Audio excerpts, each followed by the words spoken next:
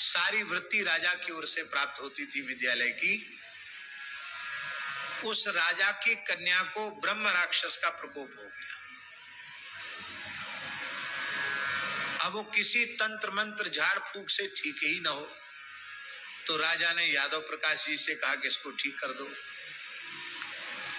तो यादव प्रकाश जी आए, बड़े विद्वान तो थे ही, मंत्रज्ञ थे, तंत्रज्ञ थे। वो कुछ इलाज करने लगे, भूत प्रेत भगाने वाला। सोई वो ब्रह्म राक्षस से आविष्ट वो कन्या बोली, हे मूर्ख अल्प शक्ति वाला, क्या मुझे भगाएगा? तू मुझे भगा नहीं सकता है। क्यों? क्योंकि तू मेरे जितना पंडित भी नहीं है, विद्वान भी नहीं है,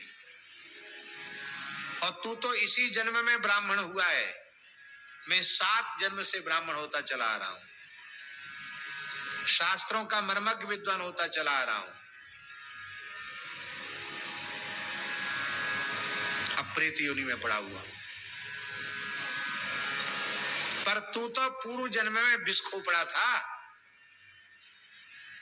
वो ब्रह्म राक्षस बोलता है, तू पूर्व जन्म में विष खोपड़ा था।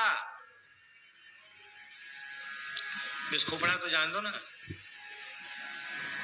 हमारे यहाँ जंगल में बहुत है, यहाँ जड़खोर में है गोयरा,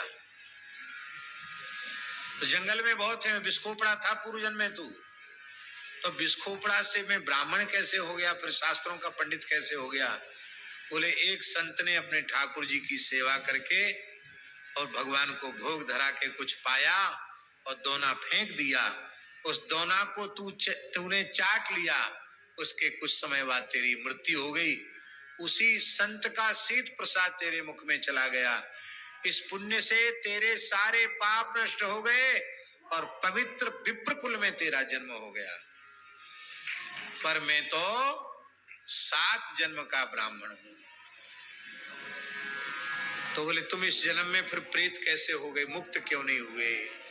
उस प्रेत ने कहा, यही तो बात है, ब्राह्मणता के पांडित्य के अभिमान में भरकर मैंने हरि भक्तों का तिरस्कार किया, अपमान किया। इसी पाप के कारण मुझे ब्रह्म राक्षस बनना पड़ा।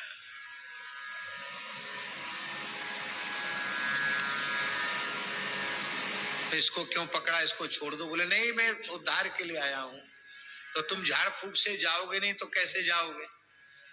तो उसने कहा, तुम्हारे विद्यालय में एक बटुक है, उसका नाम है रामानुज।